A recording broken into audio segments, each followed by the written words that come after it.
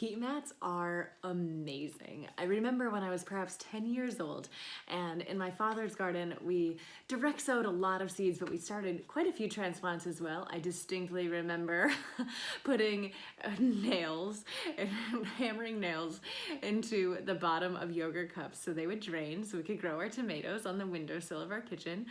I'm quite sure that they were very special and they taught me a lot. I'm quite sure they were very unhealthy. But that's another story.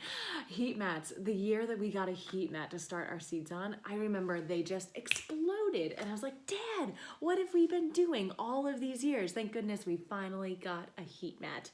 And he said, yeah, me too. And we still have that heat mat. So check out, the heat mats are just kind of brilliant inventions. They're coiled wire that very simply plug into your wall and hardly have any current, so they hardly take any juice to run.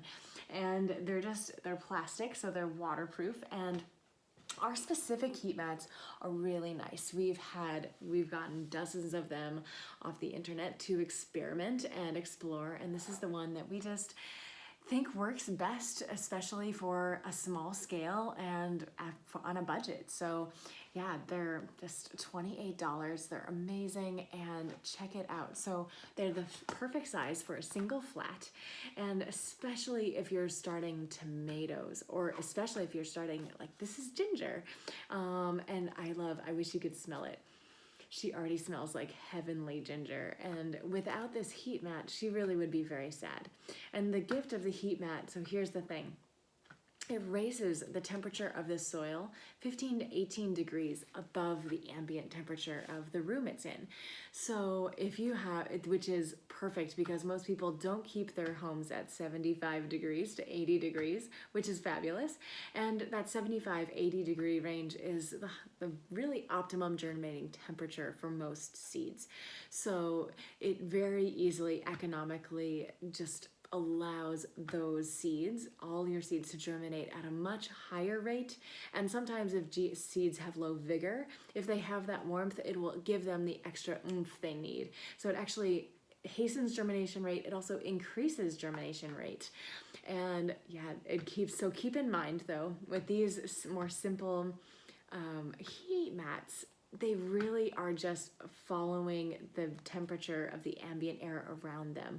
So they're just raising that soil 15 to 18 degrees above ambient air temperature.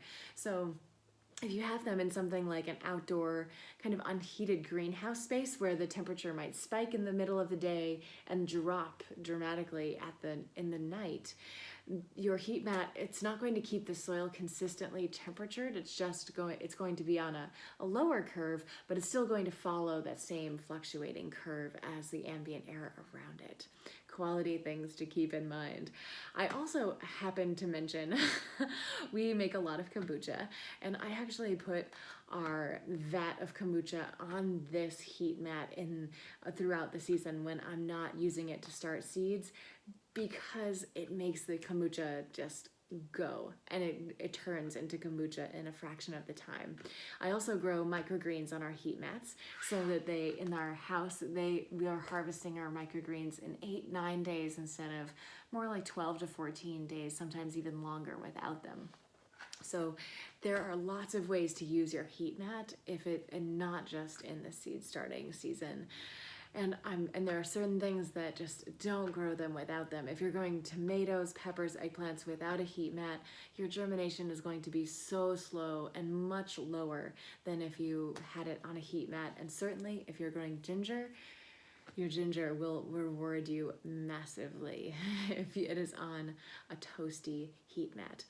And there you have it, friends. There are so many things to consider. There's so many common mistakes to avoid. And one of the easiest things that you can do to set yourself up for success is getting yourself a heat mat. And I'm so delighted to share ours with you.